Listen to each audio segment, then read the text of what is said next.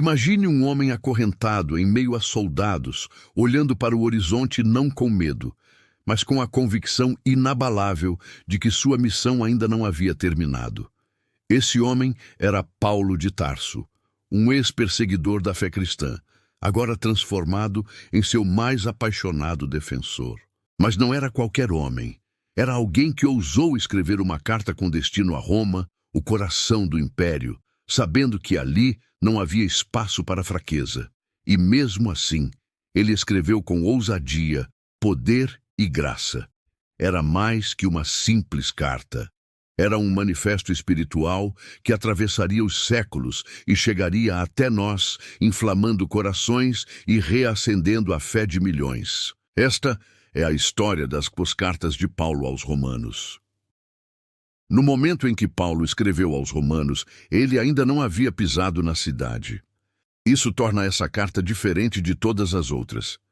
Ele não escrevia para corrigir erros de uma comunidade que havia fundado, mas sim para preparar o terreno para uma visita que poderia lhe custar a vida. Paulo sabia que Roma era o centro político, militar e cultural do mundo. Sabia que enviar uma mensagem para aquele povo exigia mais do que palavras piedosas. Exigia autoridade espiritual e clareza teológica. E por isso, sua carta aos Romanos é considerada a mais profunda e densa teologicamente de todas. Um verdadeiro tratado sobre a salvação, a fé e a justiça de Deus. A carta aos Romanos não começa com rodeios. Paulo se apresenta como servo de Jesus Cristo, chamado para ser apóstolo, separado para o Evangelho de Deus. Ele estabelece seu propósito logo de início. Não quer apenas visitar Roma, quer edificar, quer ensinar, querem fazer com que todos entendam que tanto judeus quanto gentios necessitam da salvação.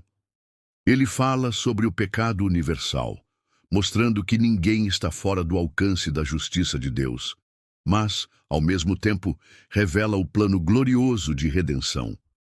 O justo viverá pela fé.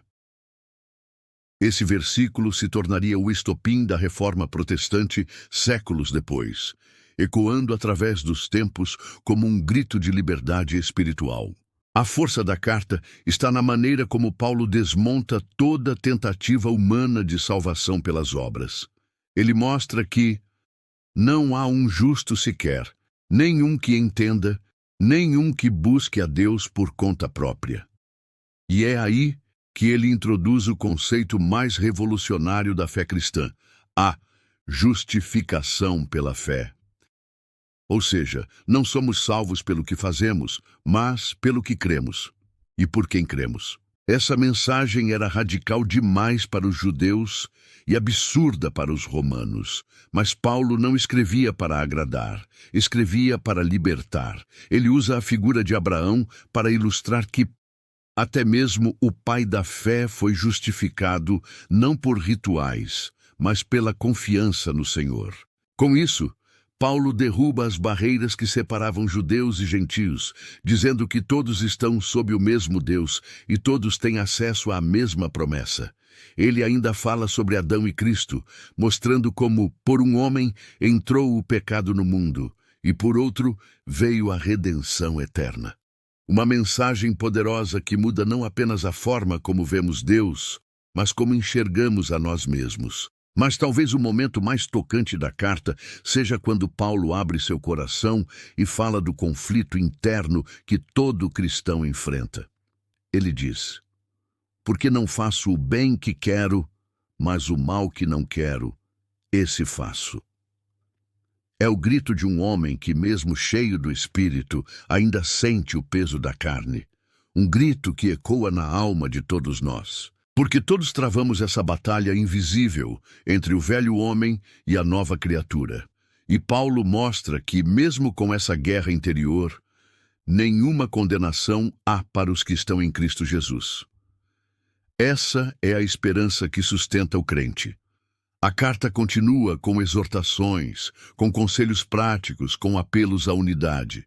Paulo pede que os cristãos não se conformem com este mundo, mas que sejam transformados pela renovação da mente.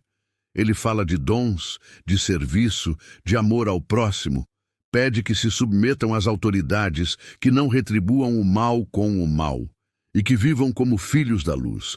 Tudo isso porque ele acreditava que por a fé verdadeira gera frutos verdadeiros e que a igreja em Roma poderia ser um farol no meio da escuridão do império.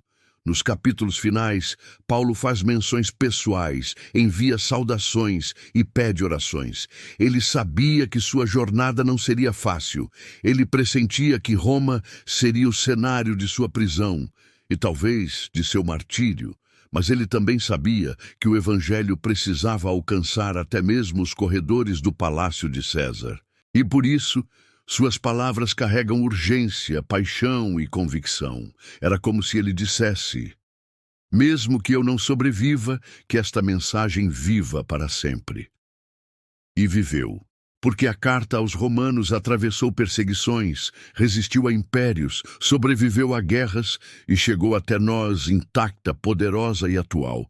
Hoje, ela continua a transformar vidas, a renovar mentes e a revelar o coração de Deus ao mundo.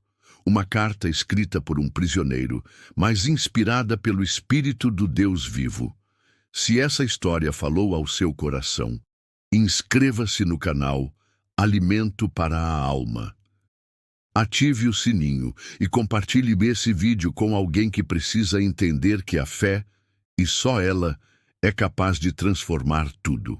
E lembre-se, assim como Paulo escreveu para Roma, sem nunca ter estado lá, você também pode impactar pessoas que nunca viu, com uma mensagem que vem do céu.